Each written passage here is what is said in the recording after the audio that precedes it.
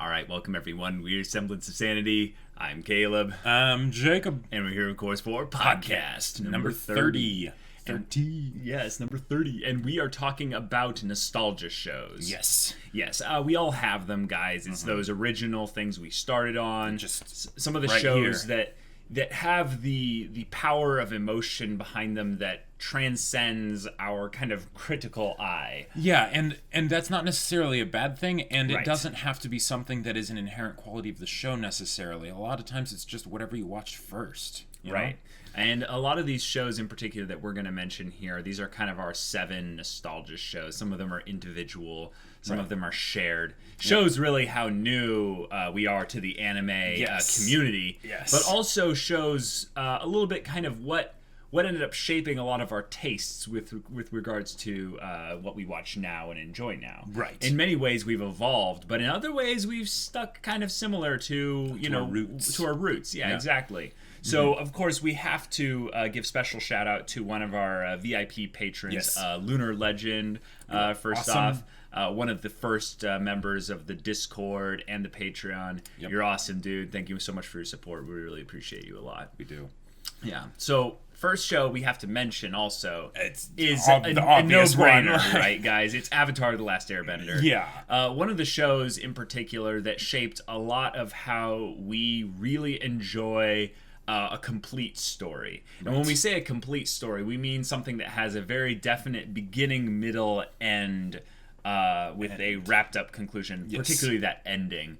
And it also has it dabbled in every single aspect of what makes a story good and done proper execution on it. And one of the reasons why I think this story is also so nostalgic for us is that, correct me if I'm wrong, but Yeah. we watched this before we watched any anime. That's true. I remember when I first watched Airbender, Caleb was telling me about it. He's like, there's this great show. I'm like, this looks like a dumb, stupid cartoon. No, there's no way I'd like this. And he's like, just give it a shot. Yeah. You know, come on. Watch a couple episodes with me. You'll love it. I'm like, fine. So then I watched it, and I was like, this is great. I love it. Yeah. I can still remember the day when I was introduced to Airbender. Yeah. There were people watching the Blue Spirit episode, which Good is one. a fantastic episode. Yeah. And in the middle of it, I kind of stop and do kind of a double take of like, what are you guys watching over there? Yeah. And they're like, nothing. It's just a really cool show. And then one guy like breaks off from the group and he's like, it's only the greatest show ever. And the other guy's like, shut up, dude. Let's get back to watching it. And I'm like, oh, that's weird. So I'm like, what's the name of it? They're like, Avatar: The Last Airbender. I'm like, that sounds stupid. I go back, check on my computer. Avatar: The Last Airbender. Extremely high reviews Yep. on this thing. Huh. Okay. Like next day I binged like almost all of it.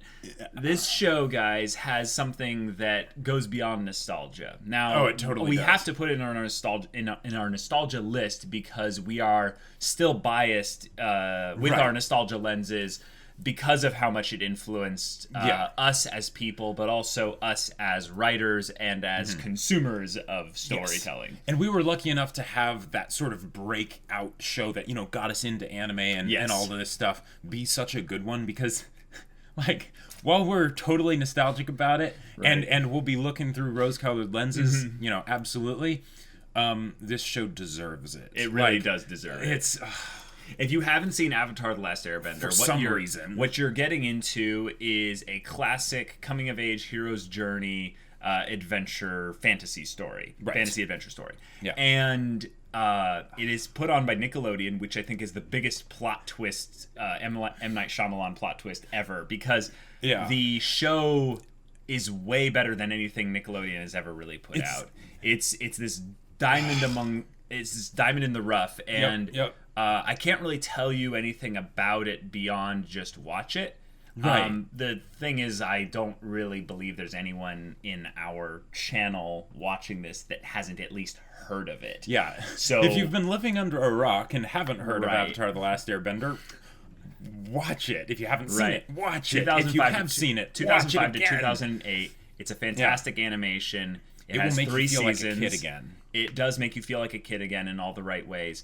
and it's just quality in all the little things that it does. So yeah, give it a shot. Yeah. This one that coming up next is more of a Jacob nostalgia show in particular. So this one is Black Lagoon. Now, I actually, let's see, what was it? I found out about Black Lagoon before, like, this was before I really got into anime. I'd watched, like, Bleach and Naruto and Death Note, I think, at this point. Maybe Daily Lives of High School Boys.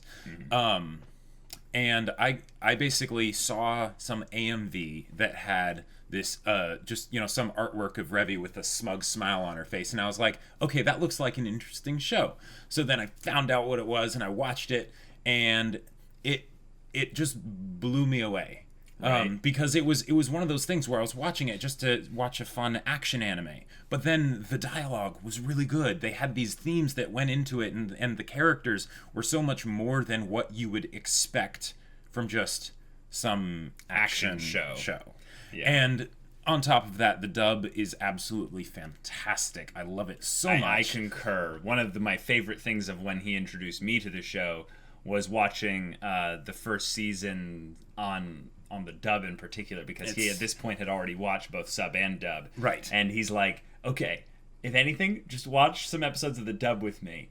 And how irreverently ridiculous the dialogue was in the first episode alone was like, all right, like, I give this show a shot. It was one of those things that just atmospherically helped so much. Like, because the first time I watched it in sub, and my favorite episode of the show, episode 7 of season 1, I actually accidentally skipped because I thought I had watched it already, and I'm like, well, they have like the 3-episode arc deal, so I'll know if I missed something. But this was like a one standalone episode that was really freaking good. Yeah. So then in I ended particular up going back for and us, watching the dub dialogue scene. Yes. Right? Yeah. But Colin Klinkenbeard? No. That's Wolf Children. Actually, the Who's dub the voice actress for Revy. Yeah. It's Marika Hendricks. Like Gotcha. a bunch of them are kind of like people that haven't done much. Probably the most well-known one I think is Rock, because he's Brad Swaley, and he's Light in Death Note.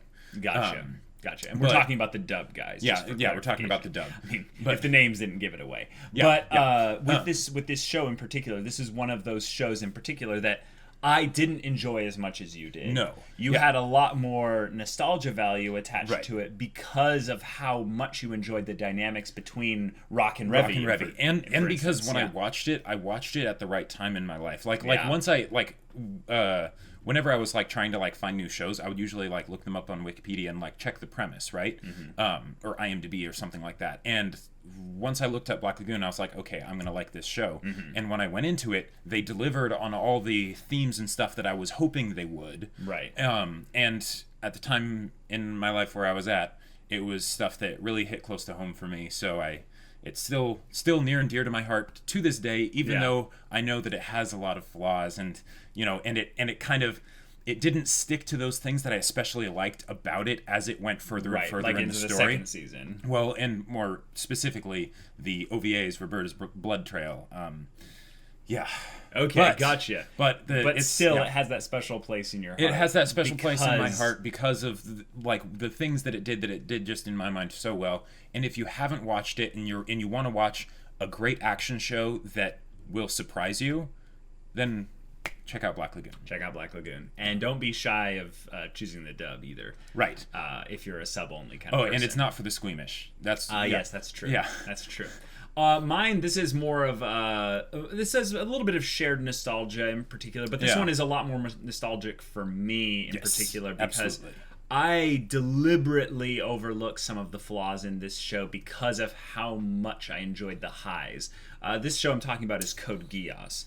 Code Geass, I think, is pretty relevant to bring up right now since it's getting a third season, and Jacob and I are really salty about that, hoping that it ends up being well done. But Code Geass had a very proper ending to it. Yes. And when I say proper, I mean like it's top 5 anime endings of all time quality. Like it's minimum. Amazing. Yeah. But the show had a lot of rough patches in the beginning of the second season in particular. And that was because of some production issues, some issues with behind the scenes stuff changing.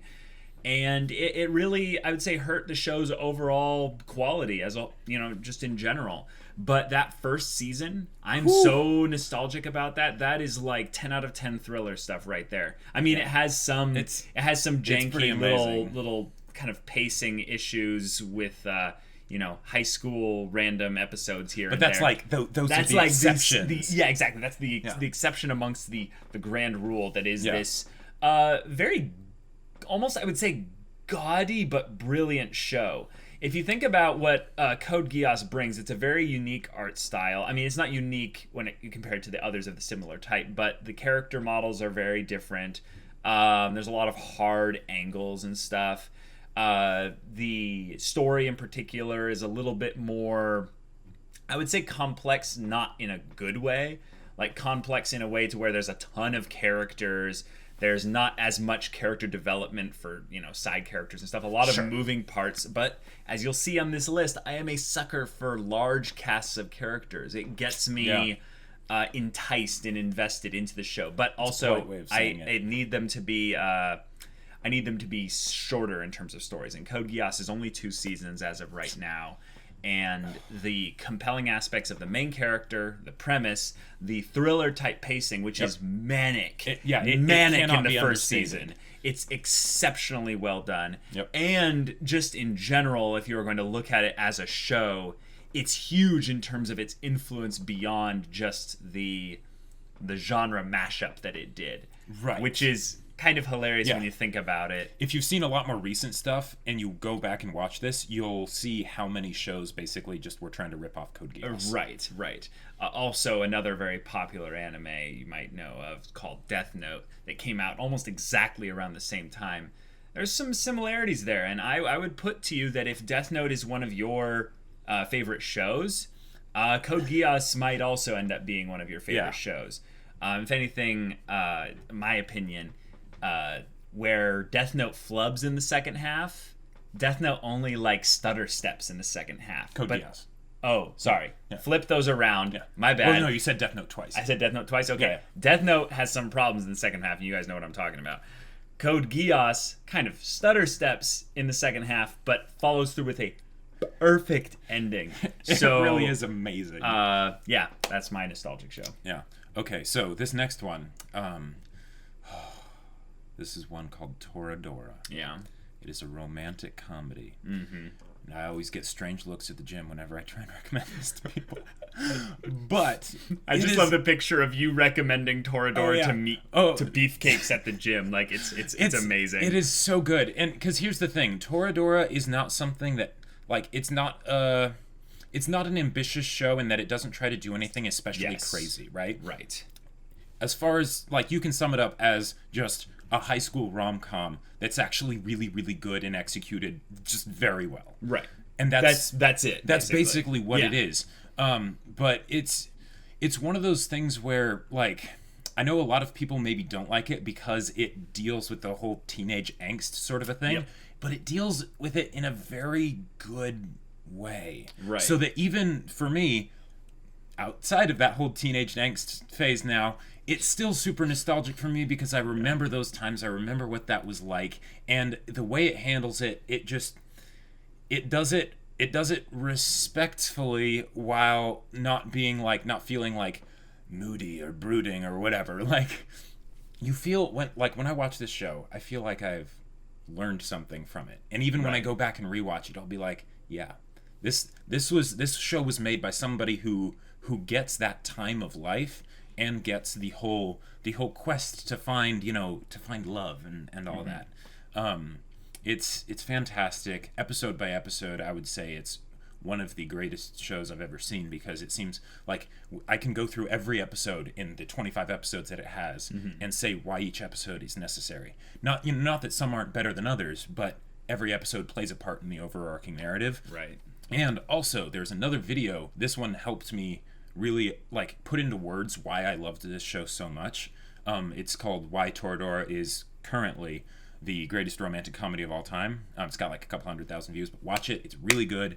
It goes in depth into explaining a lot of these things, and it's fantastic. Yeah, and a lot of the nostalgia from it comes from the combination of the progression of specific scenes that you look back on rewatching and you go, oh wow, all this was happening underneath the surface. All this stuff was happening in the background. Yeah. All this stuff, there's these extra things that you notice upon rewatching, therefore making it more of a nostalgia show. Right. But also there's some specific songs in there. Oh yeah. In particular, Lost My Pieces. will crush you. You after you've seen the show, you'll man. just hear the song, and your mind will immediately go back to 5-6 moments throughout the show, and you'll just start crying. Yeah. Like it's incredible. It's really good. Yeah. All right, so this next show is one that we both share some nostalgia to, and this shows how much of like how new we are to anime.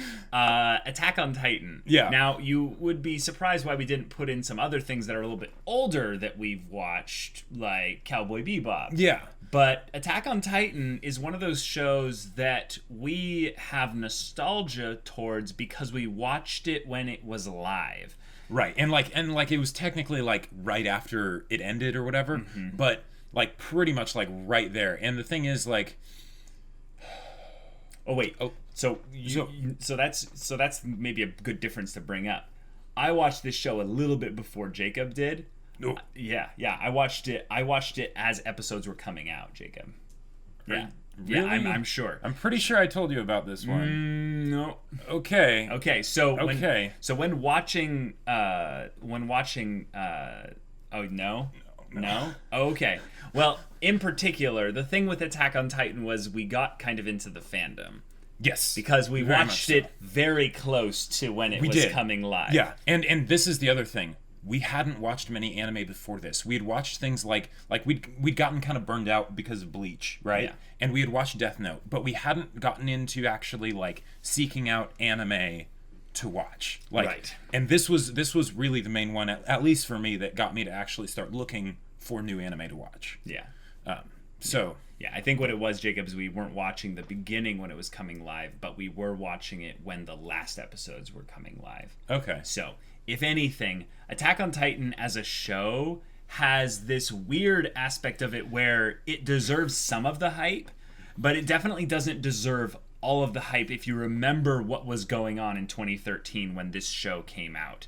It was nuts. People were calling it the greatest anime of all time. Yep. People were saying that this show has changed anime forever. And people say that a lot about different right. shows, but this show actually, like, you could tell that it deserved it. It had its flaws, but, Right.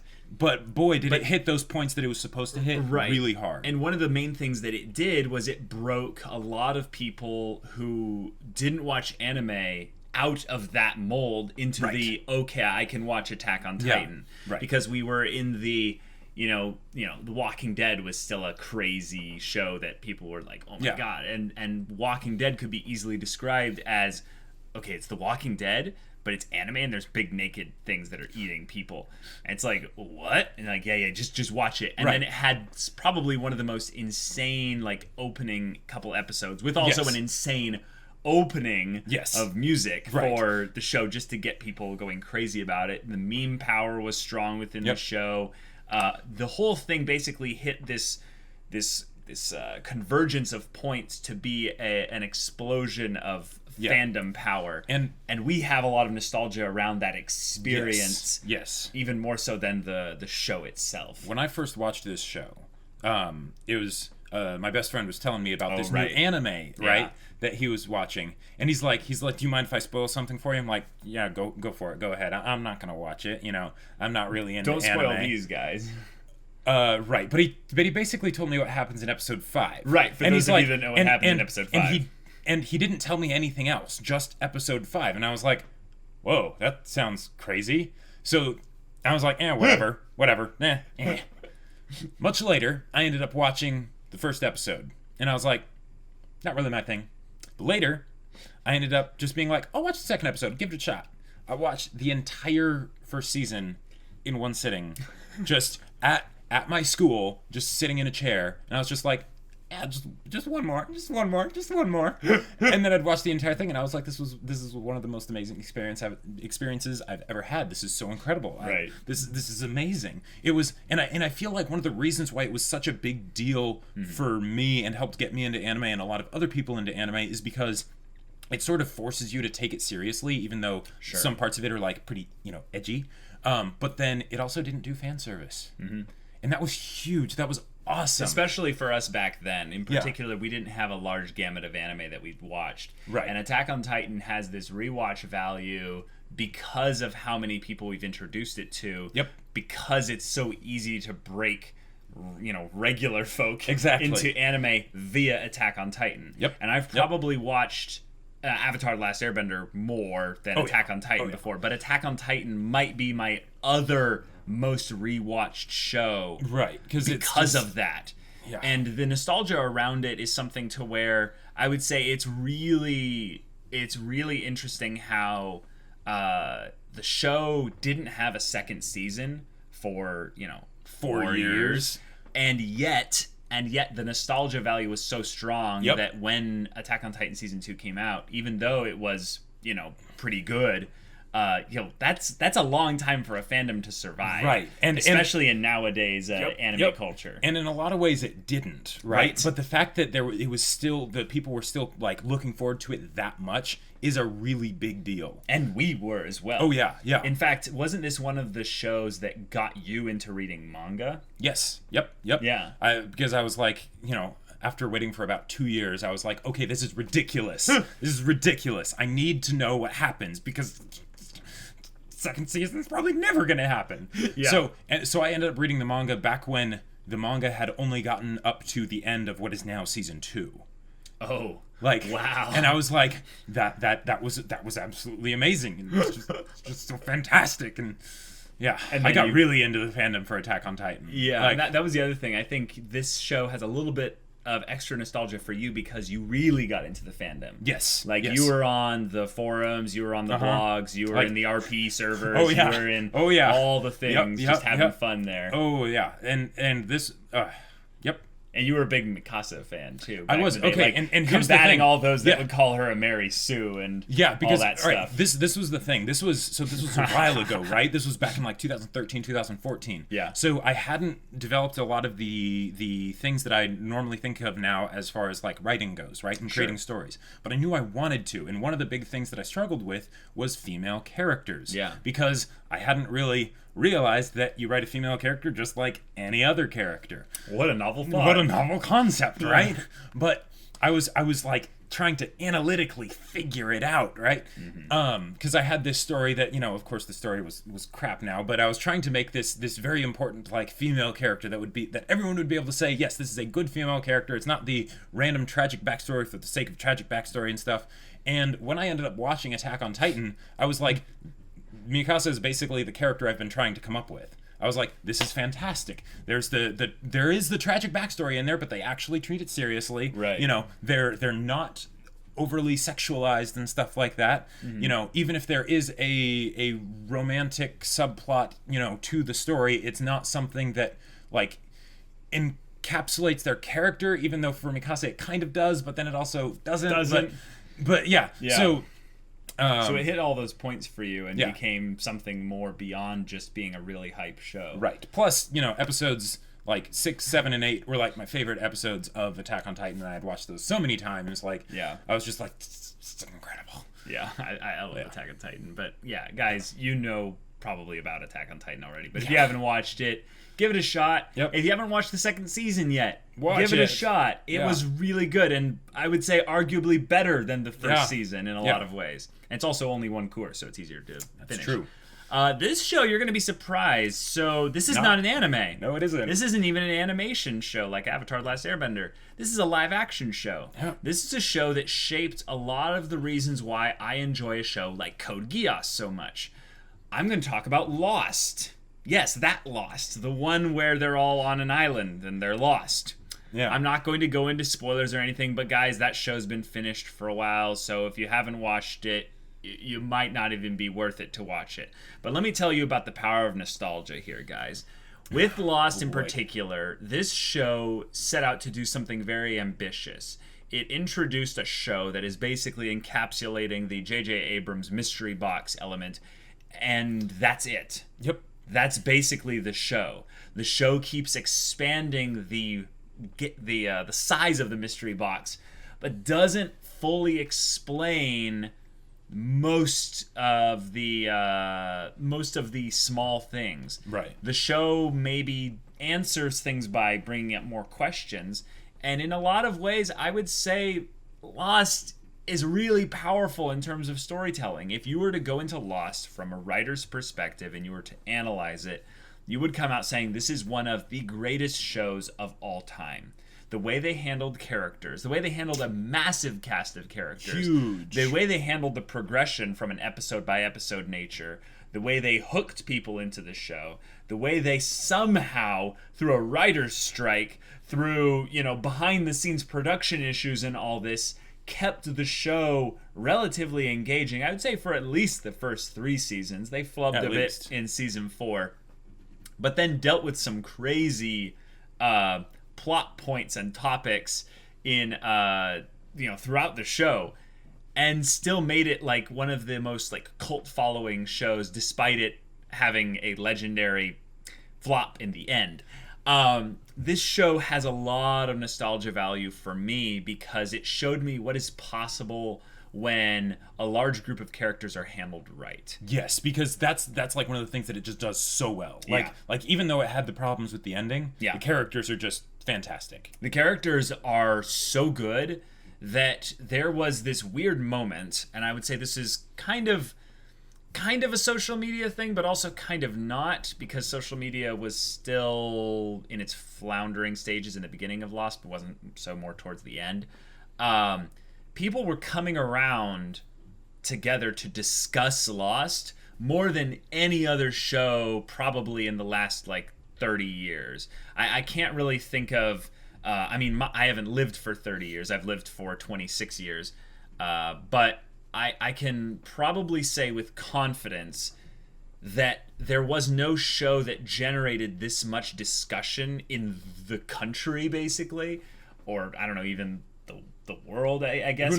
Probably the country as a whole. But the analyzing, the theories, the discussion, that thing trained my brain to think about stories in that regard, to value the mysteries, to analyze a story and be like, all right, what's going to happen next? What are the kind of things that they can move this story into? And if you look at the way we discuss things nowadays, a lot of that is because we watch shows like Lost. And yes, you have to admit it too. You watched Lost. Oh yeah, the whole thing. Yep. And ending and all. I loved the first 5 seasons. But guys, Lost is something you don't necessarily have to experience. I just wanted to let you know how nostalgia ends up shaping a lot of your things that you value in stories, and you can throw those things away eventually, but there's still going to be that flavor, that tinge of color in the Lost variety. Because I watched that show, because it left such an impact on me. And that's something that I think is something worth bringing up, that makes it at the very least worth checking out, not necessarily finishing. Right, because it's a big show. It's a big show. It's 6 seasons. It's like 108 episodes or something. And these are 45-minute episodes, not 20-minuters. Yes, that's true. But at the very least, if you like the first pilot, if you like the first season, I would at least give it a good shot. Oh yeah. There's fantastic characters, fantastic story, and overall just a good experience. But yeah, last show on this list is one that is no stranger to Jacob's fans here. And anyone that knows Jacob at all knows this has got to be on the list. And most importantly, Caleb has now watched the Disappearance movie. I have. So yeah, I'm talking about Haruhi. He's watched the Disappearance movie finally, so now I can talk about all the reasons that I really love it. Because I talked about that in podcast 16.5, but now I can talk about them even more. So with me, but not spoil the whole thing here on this podcast. Right. So yes, that's right. But here's the premise. Show. Yes, this is a huge nostalgia show for me. It was one of the shows like Black Lagoon that I knew I was like Toradora. I was kind of surprised by it. Same with Attack on Titan. Right. I didn't realize how much I was going to love it. Same with Airbender until I started watching it. But like Black Lagoon, Haruhi, I absolutely knew that I would immediately. I knew immediately once I heard the premise. I was like, this show is going to be so amazing. I'm going to love it so much, because the premise is there's a girl in high school, of course, she's God. But she doesn't know it. Yeah. And there's constantly this worry that she'll get, like, even more bored than normal and just decide to destroy existence. Yep. It's a great premise. It's probably one of the funniest, one of the best premises I've heard to hook people into a show, and yet this is where there's a big difference. I appreciated the show way less than Jacob did. Right. One, because of nostalgia, but two, because of when you watched it and kind of that whole experience. And the fact that I then watched the Disappearance movie not long after that, which then helped me enjoy the show a lot more. Now, this one is absolutely a nostalgia show also because there are landmines. Like, I'm not saying mistakes. There are landmines in this show. One in particular called Endless Hate. Yep. And you'll find out what that is when you watch it. All I can say is, if you can, keep watching through it, because the Disappearance movie is amazing, and you need to watch it, and it throws so much new context on the show, and gives it so much more rewatch value, and this show, and because of the movie, has blown my mind for months and months on end, where I wouldn't even be able to sleep. I'd just be thinking about, like, the simplest of things that they did, and how it was just so incredible. So, watch this show. It's so much fun. It's so great. It has its flaws, absolutely, but I love it. I love it so much. Watch it in the dub. It's amazing. If you ever, like, see all those points, the reasons why I love, like, tsundere type shows when they're done well, Black Lagoon, Toradora, Haruhi. What a but surprise. also the kuderes, if you want to see how to do a sarcastic, kind of apathetic main character well and have the show still be carried, this show does that to a T, because then there's the other character that is not apathetic, and it's great. So, I love how he's talking in code for your guys' sake, and yet I know exactly what he's talking about now because I've watched the movie and the show in combination, and this is one of those things where it's like Firefly in that regard, in that you don't necessarily have to watch the movie at the end of it, but because of the fact that there probably won't be more seasons of Haruhi, just like there won't be more seasons of Firefly, watch the movie because the movie adds so much. Yes, it really does. I would say that this is where the thing is different. The show is a nostalgia show. The movie is not. It is just a fantastic movie on its own. But you cannot watch it independently of the show. Yeah, like you could, but you'd be missing out on so much because the movie is what mainly makes the show a nostalgia show. If it was just the show, I would say it's a very fun show, and I would still say it's I enjoy it a ton. But the thing that makes it so nostalgic is because of the movie and what it did and how it made me see the show in a different light. Yeah. I even loved the spin-off series, which is less good, but has those great moments in there that hit all those nostalgia points. So it's just, if you can't tell, I love this show. I love the movie even more. You should check it out. Just remember, Endless Eight is a rough spot. All right, guys, so we're going to get into questions and answers here. A lot of you sent in questions here in the previous podcast. And this one is from Gasson. If you finish watching JoJo's, will you guys continue to read it, since there are only 4 parts as anime and currently 4 parts left as manga? Short answer, no. Nope. We want to keep watching it anime. We want to watch it anime, yeah. Next question is from Lex the Graceful. If you were given the power to change any anime series into a book series or books into anime adaptations, which book/anime would you change mediums for? I personally would love to see a Harry Potter anime. Cool. How about you do the books into anime and I'll do the anime into books? Okay. I would change my book into an anime. Yes. Battle Lines, people, coming soon. Yeah, exactly. Any other ones, though, in particular? Red Rising. The Red Rising trilogy. Course, that would work so well as an anime. Yeah. Like, it really would. Like, yeah.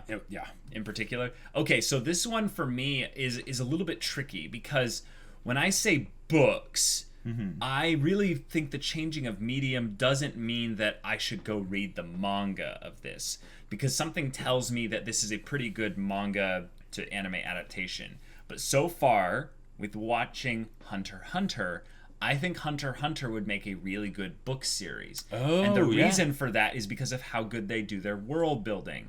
But also because books generally are a better medium for exposition.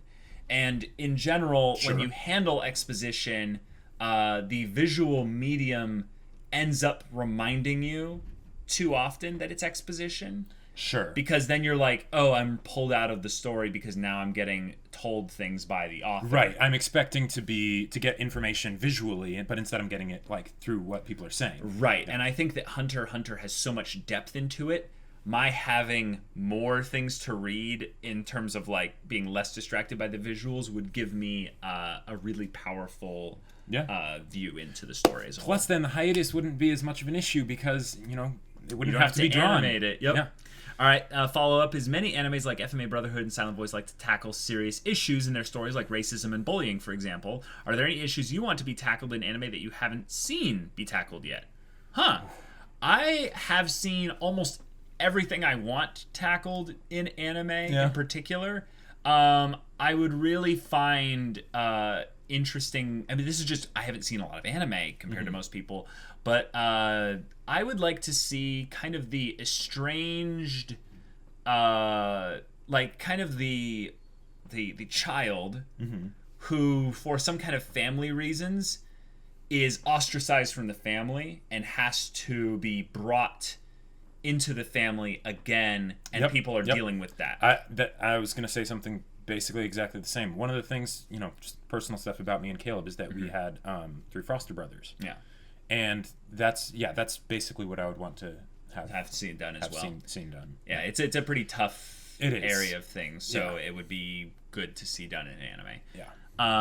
Christian Magrum or Magnum? Magrum. Yeah. What are the biggest instances of you guys disagreeing on a show's quality? We already kind of mentioned it. We kind of mentioned that already. Really. Haruhi, yeah. Yeah. Kind of Black Lagoon too. Yeah, not really as much as that. I would say more on the ReZero side of things, actually. Sure. Yeah. Yeah. I didn't like ReZero as much as he did, and I didn't like Haruhi as much as he did. Yeah. Yeah, that's the gist of it. Taki Silverfield, yes. Asks, who is your favorite anime protagonist, and why did you like the particular guy or girl? Okay, this is a pretty easy one, right? Yeah. 1, 2, 3. Deku. Yeah. Like, okay, so here's the thing. We like shonen, but we've been burned by mediocre shonen. Right, specifically shonen where the protagonist doesn't have that emotional drive that Deku does. And one of the things that is really common, unfortunately, in shonen is to have the best character be that one side character that doesn't have enough screen time. Yeah, exactly. And the main character is a bland potato. Yep. No offense to your shonen. I mean, we haven't watched as much shonen. We're watching some of the great shonen right now, like Hunter x Hunter and JoJo's. Yep. And like Haikyuu. Oh yeah. And stuff. So there are a lot of great ones out there. Yes, but currently, right now, Deku did the main character just bit so well that it's an easy answer. Yeah. And there's probably other anime protagonists that are more complicated and more unique, but Deku hits all the right points in terms of execution. Here's one example that I would like to make. ReZero, the main reason I would say it was successful was because they had the main character struggle. That was pretty much like the biggest thing it had going for it, right? Yeah. And that's not without reason. Some people would say, okay, it didn't like deserve as much as it got or whatever. Sure. But the fact that Deku basically has that and more. That's why people love him so much. Yeah. He struggles. He hopes, to be like his hero. There's a lot of who can't relate to that. There's a lot of internal stuff going on there, and that's really good. All right. Next question is from William Santana. What do you think about stereotypes about your country and people in animes? That's interesting. One of the things that I don't think we've experienced as much, or at least I haven't, is people from the USA being stereotyped in anime yet. A little bit, and I usually just find it really funny. Yeah. Like think like Porco Rosso, right? Oh, sure. The American that, is in there. Oh, he's hilarious. He is pretty funny. He's amazing. That's true. Like yeah, so in particular, I would say I love a good bit of self-deprecating humor, even when it's coming from an outside source. Yeah. So it's fine. Only Wild asks, how do you write an interesting villain, and who would you consider a perfect villain? Okay. As saying a perfect villain, that's kind of tough. Tough. How you would write an interesting villain? I would write them as a protagonist, but then make it so that they need to be stopped. Yep. There you go. That's probably the TLDR version of what I was going to say, Because one of the things that's a problem with villains is you write them as villains. Right. You write them essentially as nothing more than a force against the protagonist. And there's a reason stories do that, because it makes the story way simpler. If anything, that is usually how they compensate for the main character having a lack of why. Because then they can just say, well, look at how bad that guy is. We need to stop them. That's why usually most people like the villains more than the main characters. It's because the villains drive the story. The villains actually have something they're fighting for, even if it's terrible. So the way you can combat that is to make the villain be like the ideal main character, but then have there be something that is some switch that's flipped that should not be flipped, but you can kind of understand why it is. Yeah. And they need to be stopped. Right. One of the examples more recently, and I'd say a show that's relatively popular, but not as popular maybe as amongst our audience, is Psycho Pass. I would say Makishima as an antagonist slash villain is also a very good protagonist in his story. Right. And I would say he's not perfect by any means, and I could probably think of villains that are better. But in terms of how to write a complex, unique, and well put together villain, I would look to Psycho Pass. Yeah. It's a pretty good villain in there. I would say also he fits a lot of the tropes of a villainous villain, you know. Right. And a lot of the characters that we would bring up as villains that are really good blend a little bit too far away from the classical villain role. Sure. Because that's what makes them so good. I would say we could look towards, a character like, I don't know, Zahir from, Legend of Korra is a great villain, but he's also got, like, underdeveloped sides here. So it's more of, like, finding the right flaws for your villain is really tough. Right. But spend a lot of time giving them those flaws. Oh, one other thing. Because then you don't want a perfect villain. One other thing. Okay, the idea of a perfect anything in a story, it both doesn't really exist, and it does because it's something that's subjective. You will never find something that is objectively perfect in an artistic medium, right? But that doesn't matter because it's about whether it's perfect to you. Yep. If you haven't seen it, Gigix video on The Perfect Anime is fantastic. I absolutely love it, and you should watch it because it goes into that very well. Yes. All right, next questions are from Sen Ogino. Or Ogino. Do you remember the first story you've actually completed? If so, can you give us a premise and description of your protagonist, and what age were you when you wrote it? So, okay, here's the thing. I have written a lot of incomplete stories, and I think a lot of writers can attest to this. Yeah. This is a problem. I have probably completed 2 stories in my life, and these are all short stories. I'm talking like 20 pages, like 8 pages. What about the Sith Acolyte Dropout campaign? That was a tabletop RPG story, and that doesn't count because you guys decided the story for that, and I'm probably not going to talk about that on here. But the first story I probably actually completed was some Star Wars fan fiction back in the day when I was like 13.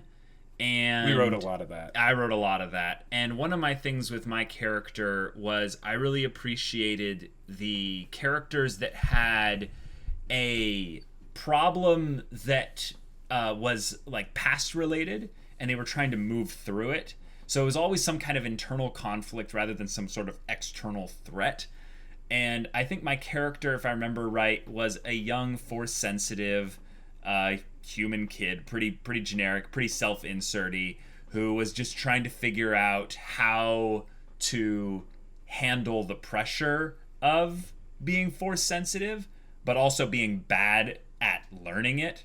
So the struggle was more kind of shonen protagonist side of things, but they're a bad shonen protagonist. Gotcha. And I liked the idea. Back in the day, I probably came up with like the entire premise for Bleach in my head because I loved that style of storytelling. So even at like 12 and 13, I was primed for the anime protagonist and shonen stuff before I even knew what that was. Mm-hmm. And I think that's the first story I technically completed, and it was pretty bad. Like it was pretty bad. But it was like 8 pages of internal conflict and stuff, and with a couple other characters. But yeah, I don't know where it is now. For me, I did a short story that was basically Inside Out, like long before Inside Out came out. And it was basically just, take something that I had to deal with in my life and then name all the characters as, logic, emotion, all that stuff, and then have some, show them resolving the conflict.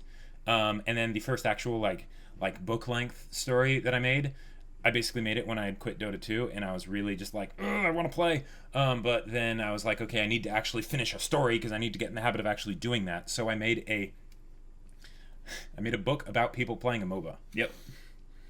Yeah. But, hey, I got to the end of it, so yep. it sucks. But I got to the end. How old were you when you wrote both of those? I was like, what? I was probably like 19, 18. Yeah, like 18 or 19 when I wrote those. All right, cool. Next question is, what story premise has been stuck in your head before but never got to write?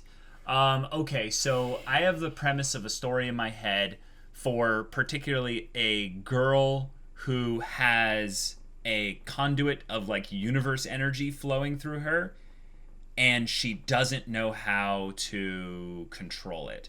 It was a fantasy setting where basically everything good and evil flowed out from her into the environment, and she was just perpetuating reality around her, but it drove people away and brought the wrong people closer, and it was just this chaotic mess of a story. But it had some interesting side characters, and I really liked where the main character went in a lot of her conflicts. I think if anything, it would be a more internal look if Haruhi was aware that she was God, right, and was dealing with the burdens of having the creative power and destructive power in just snapping a finger. Right. So you being so in trepidation of whether or not you make something up or you do something wrong, right, and what kind of mental problems that person would go through. Okay, for me, it's more of like of style. Like, I love Wolf Children in a Silent Voice, so I want to do some sort of story that does something like that. There's also another story that's kind of based off of like historical stuff that I basically want to just take and put into like a fictional setting. Yeah. Because I think it's a great story and I want to retell it. I'm not going to say what it is because then that basically tells the entire story. Yeah. But yeah. Okay, cool. Next question is, you mentioned liking characters that have whys. How would you go about writing a protagonist who has no motivation and or is depressed and make it work in a story? Chisei from Ancient Mag's Bride is like that, but are there any other examples? So first off, you're asking about how would we go about writing a character that has no motivation. Right. And I think the first thing that you would do is you would make their why about surviving. One of the things that's really interesting about going through... not interesting at all. One of the most realistic things about going through depression is you're just trying to survive on a day-to-day basis. I haven't probably been clinically depressed ever, but you get to those points where you're low, and that's something I think a lot more people than we expect go through that. And it's just about surviving. But if you make them have their why be a journey, it's about how hard they grasp onto the why of surviving, because some people will let the surviving thing loose a little bit and be like, for today I don't care, and then for other days they're just trying to hold on as much as possible. Make that why be a thing that they're in a constant struggle to hold on to. And that's a great way to do it while you're being a little bit meta actually in the story about the why itself. So that's my advice. What I would say is, and anytime there's a rule in writing or whatever, since it's art, you can break it. Yeah, you can break it. But it exists for a reason. And I would say that in stories like that, the main way you work around it is you change it. Yeah. You make it so that they do have a why. Like you said, survival, right? That's a very like deep, concrete why that someone can have, even if they're, say, depressed. Yeah. Although sometimes it goes away. In the case of, say, Ancient Mag's Bride, I would say the main reason why it works is because of how amazing the world itself is. Because they'll use it in these amazing ways to then get at that sort of hole in Chisei, right? And the why. The fact that she doesn't have one. She doesn't really care what happens to her. And they get at that and they start to change that slowly. And that's why it works so well. If they just had that be it, probably wouldn't care. It wouldn't be as enjoyable. If we didn't see that she was starting to change as the story went on, it wouldn't be as engaging. Yeah, I would say with this story framework, there's very few examples of this. Yeah.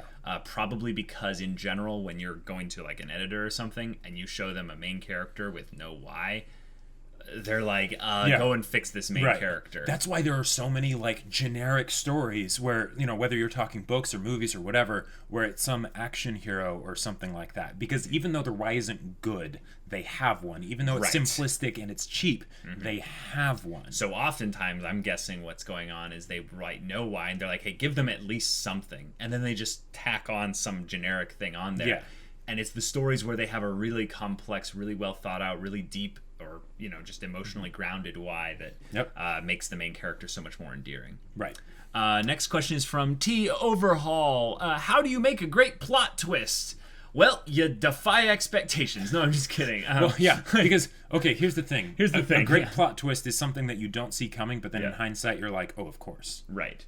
Because what you don't want to have happen is either have a plot twist that kind of like a cliffhanger or something that's like you backpedal on, or something that is done just for the sake of doing it. Right. If you're writing a plot twist to write a plot twist, you need to be very careful. Right. There are cases where you can do that, but you certainly don't want to make a habit of doing that. Right. In particular, one of the things that's happened a lot of times nowadays in shows in particular with this kind of episodic format is they'll try to drop some twist at the end of every episode to keep people hooked in there, like they're on a drip feed of heroin or something like that. And it's not a bad idea. It's just that you end up sort of scraping the bottom of the barrel eventually because you've used a lot of plot twists and you're just sort of grasping at straws. I'll tell you, some of the greatest plot twists out there were also probably some of the biggest risks taken out there in terms of storytelling.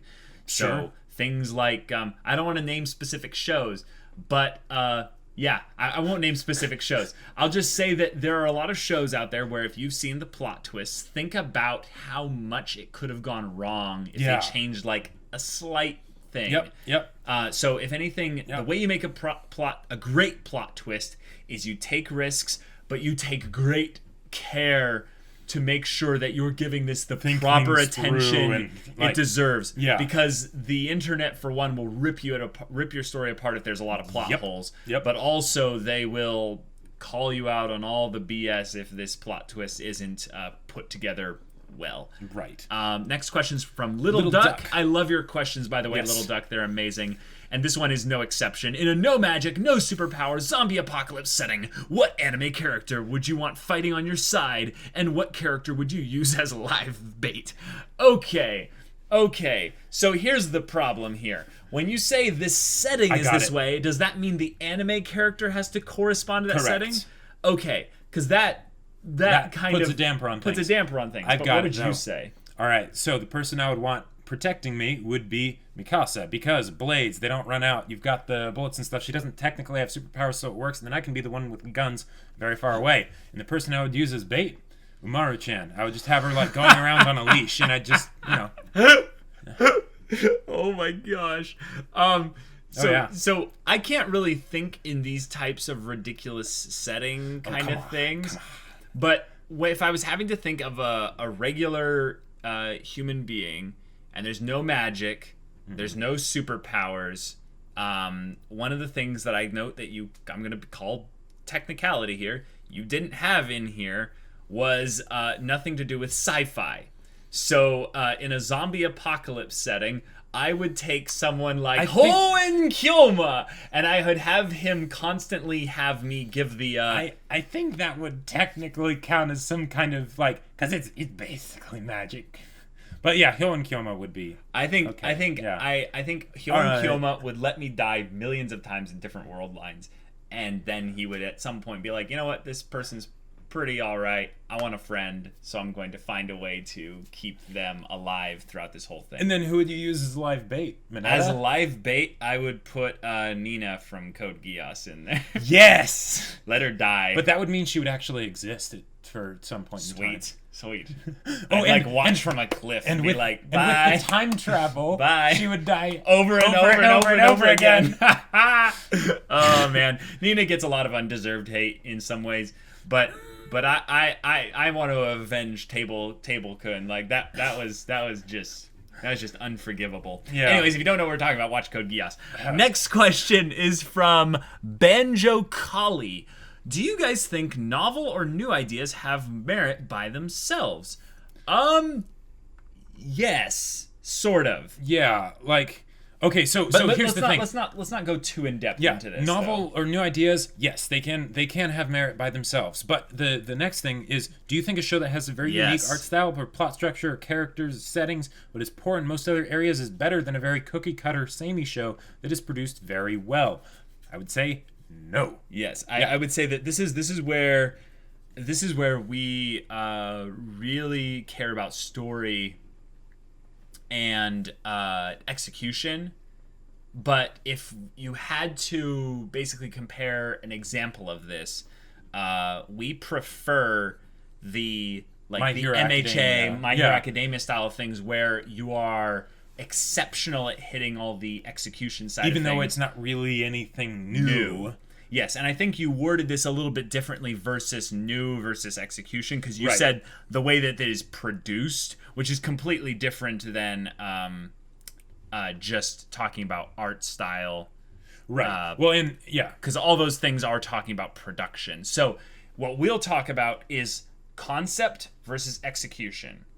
If you have something that is a very ambitious, unique concept that is incredibly interesting and has all the hooks to bring you in, but doesn't execute well on it enough. I mean, we're all talking about magnitudes here, percentages, but we will take good execution over good concept any day. The way I would like put this in, and maybe this isn't the best example because, but Mirai Nikki, for instance, the show itself isn't really anything special, but as far as the only reason anyone watches Mirai Nikki, Gasai, that's something that at least executed. For me when I watched it was very different and also executed very well, even if the rest of the show was not something I particularly enjoyed. Right. But I would still absolutely take My Hero Academia, over that.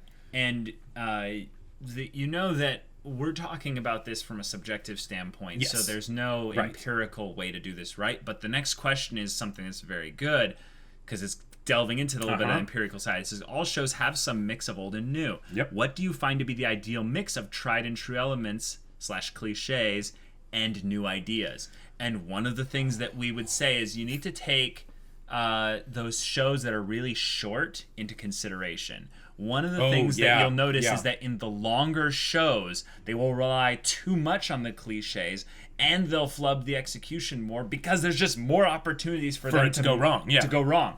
So one of my favorite shows in this side of things that does things very fresh and unique ways, and also does exceptional execution with the cliches, is a show called Bacano. Oh. What did you think I was going to say? I thought you were going to say Madoka Magica. No. I would say Bacano is a great example of that, because a lot of the characters are cliches and archetypes. A lot of the characters have very specific things about them that you're like, oh yeah, I've seen this in other shows done better. Mm-hmm. But the concept is amazingly unique. It's ridiculously unique, but it has the execution parts in a lot of areas that other shows will have, but not the concept. Sure. So I would say Bacano is special and can do this because it's such a condensed story. It doesn't have room to mess up too much in any area that you mentioned right here. But you would bring up Madoka Magica, I think, is another great example of this. And okay, maybe magical girl shows, we're already doing like the dark twists and stuff, before Madoka Magica. I don't know, I didn't really watch magical girl shows, but oh boy, like that was something that was very different for the people who hadn't seen it before. This was very, very fresh, very new. They did a lot of things very well, and the execution was incredible because, again, 12 episodes. So they had a very simple story that they were wanting to do, and they did it, and that was it. Boom. And with that whole aspect of Madoka Magica being a show that fits a lot of the archetypes bit of a magical girl show, it's a little bit meta when you realize the execution is specifically there to subvert the genre in such a big way with these archetypal characters.